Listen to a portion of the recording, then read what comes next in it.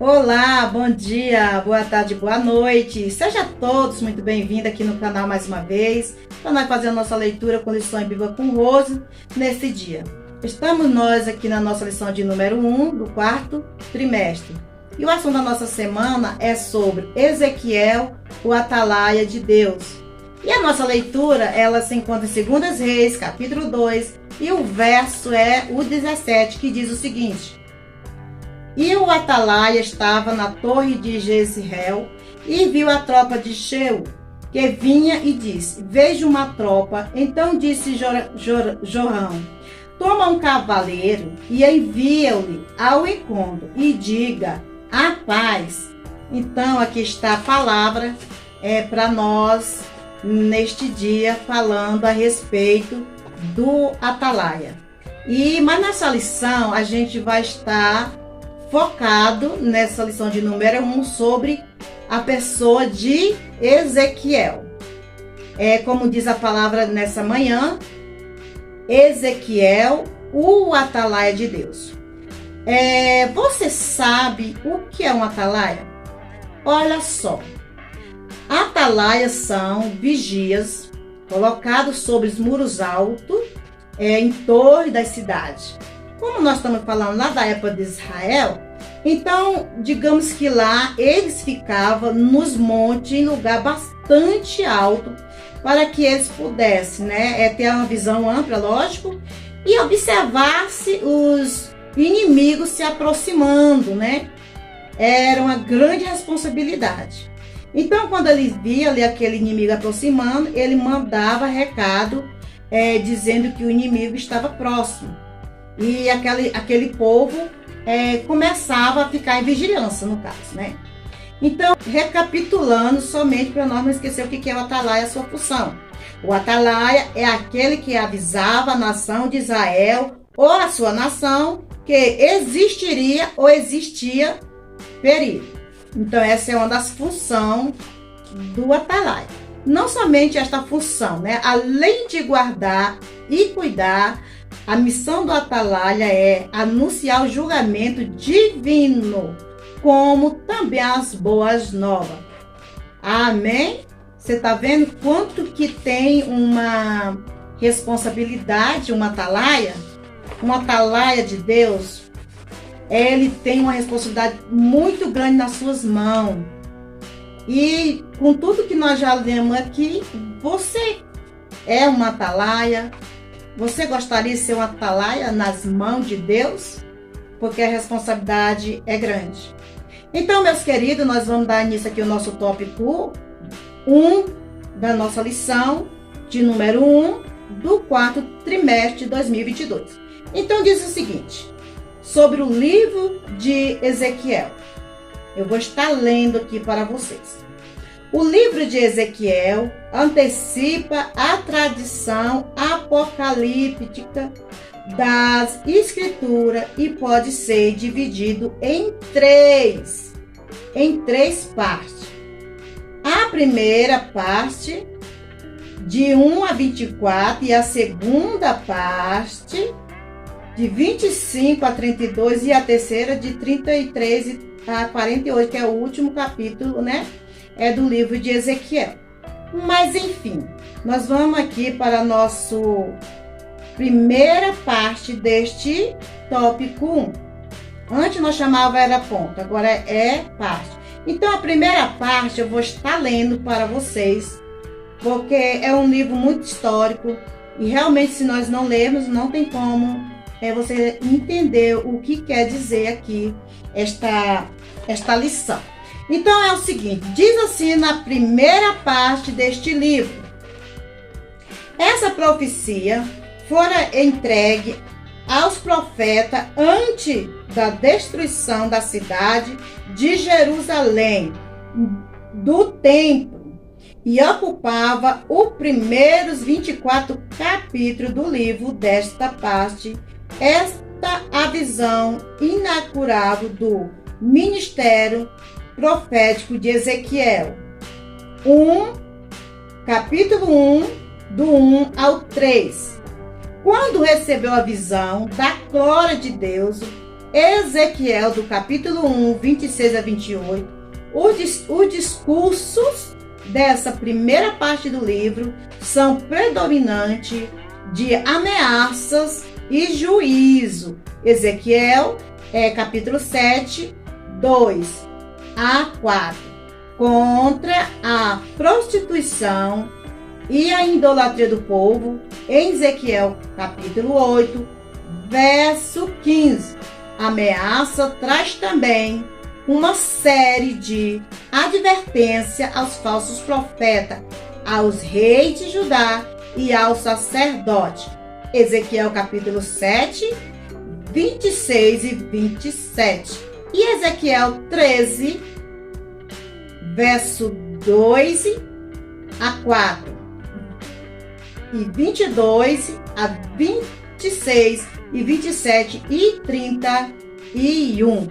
Amém? Então, meus amados, o que esta primeira parte quer dizer é que, veja só para nós entendermos que essa primeira parte, tivemos que ler toda esta história. E para nós entender esse contexto, como eu disse, se não ler a palavra, porque tem muita gente que até entende o Novo Testamento, mas quando vai lá no Velho Testamento, né, ele tem dificuldade. E há muita dificuldade, porque ali requer muito da pessoa a buscar essa leitura. Então diz o seguinte neste contexto, né, nesta história, que Israel do reino do norte havia sido destruído. Ou seja, Israel do reino do norte tinha sido destruído. E a única nação, ou seja, que estava ainda, que existia, era a nação, o reino do sul, podemos dizer assim, né? Dentro da palavra de Deus, era o reino do sul que ainda existia, que diz assim a palavra. Mas, no entanto, esta nação que ainda existia, estava continuando a pecar contra o Deus. E cada vez mais pecando contra Deus. E a partir daí, Deus começa, né, a levantar vários profetas para anunciar, né, que ele, Deus, traria o castigo a toda aquela pessoa que estava na nação e ia ser punido. Todas as pessoas iam ser punidas. Que é a nação de Israel. Então, o que nós queremos dizer? Como eu já falei, é complicado você chegar a entender de uma forma que não seja essa forma melhor. Foi lendo toda a parte e trazendo a explicação. Que o reino do norte tinha sido destruído, que era Israel, e agora que existia era o reino do sul. Só que esse povo, eles ainda continuavam pecando. Continuava a prática de todo tipo de, igual nós lemos, de feitiçaria, prostituição, idolatria. Então tinha todo tipo de pecado. Eles continuavam. Então foi quando Deus começou a levantar profeta e mandar avisar para todos eles que ele ia castigar, que ele traria sem dúvida nenhuma o castigo sobre aquela nação. E todos eles iam ser punidos, a nação a de Israel.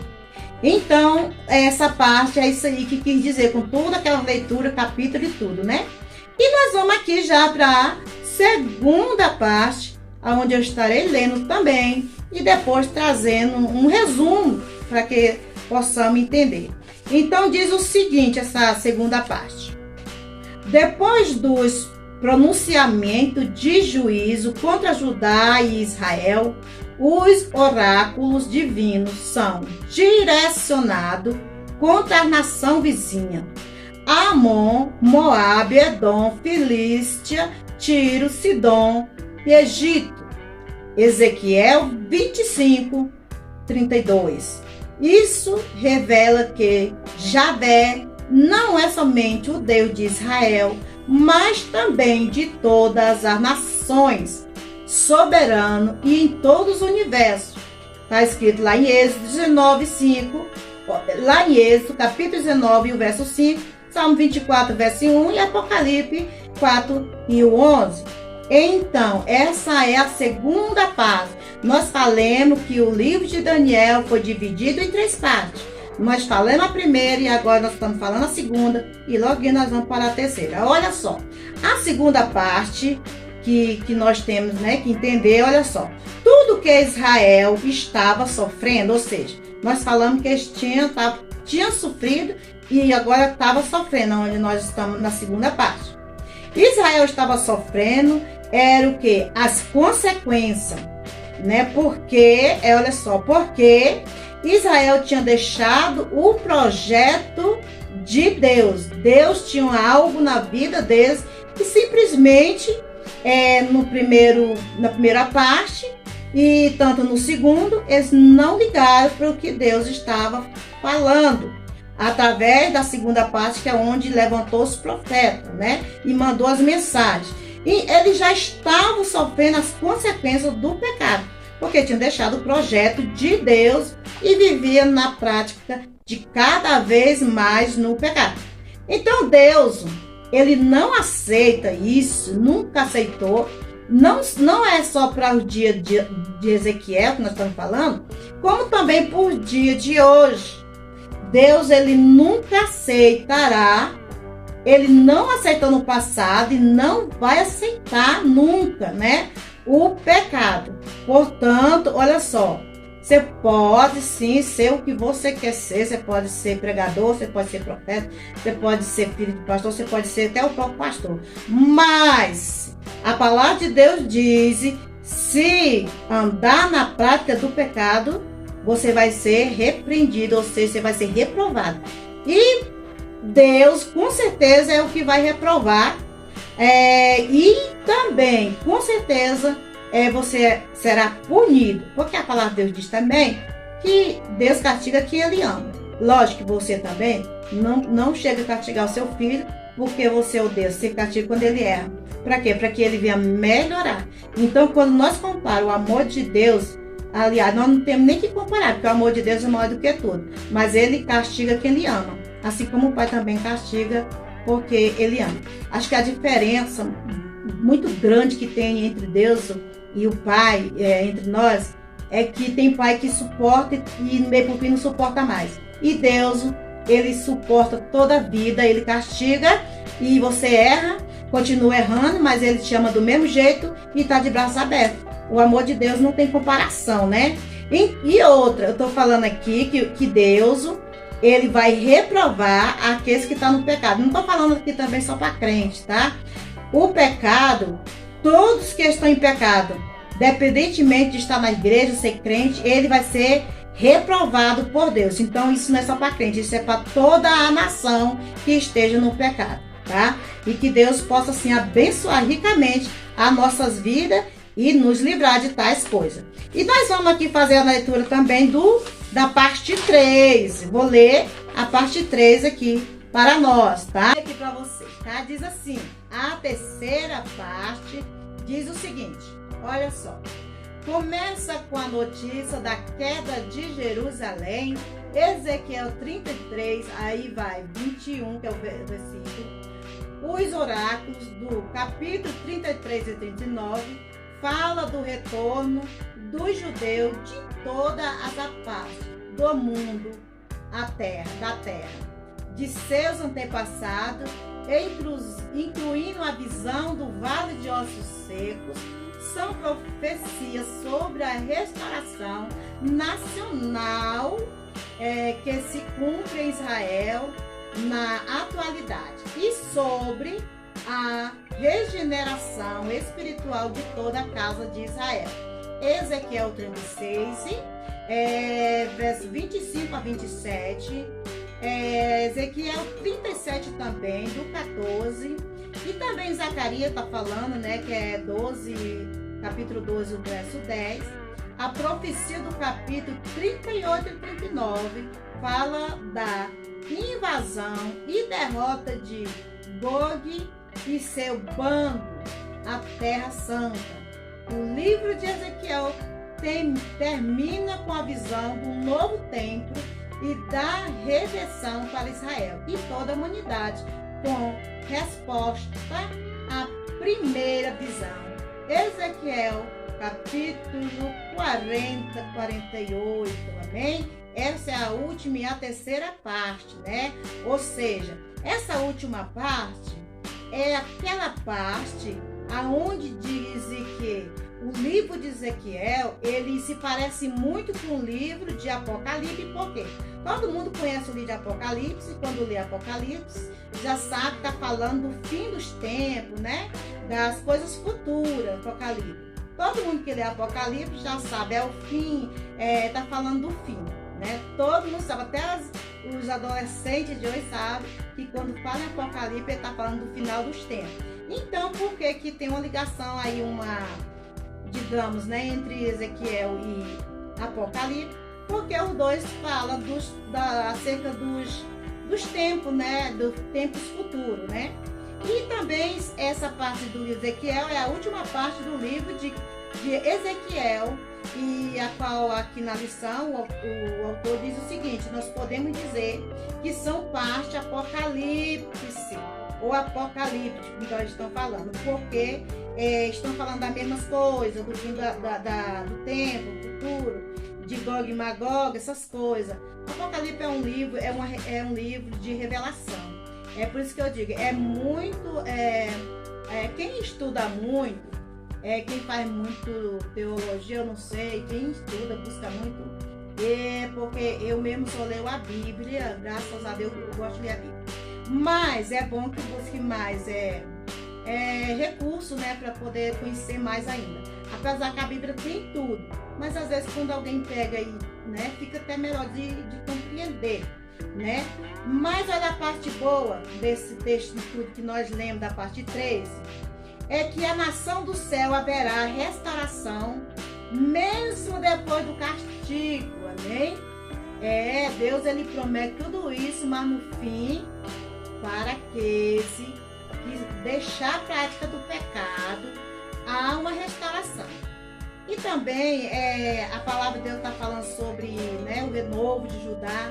Quando nós sabemos que Ezequiel e os amigos foram tirados lá das suas parentelas, levados como escravo para a Babilônia, então eles tiveram toda uma vida de sofrimento, né? Mas mesmo assim adoraram o Senhor nesse tempo difícil.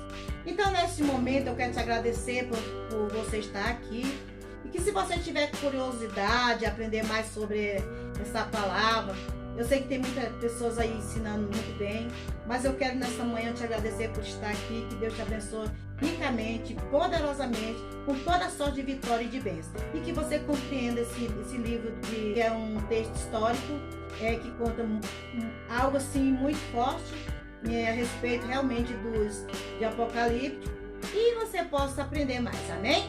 Fica com Deus e até a próxima, se Deus assim nos permitir. Tchau, fica com Deus.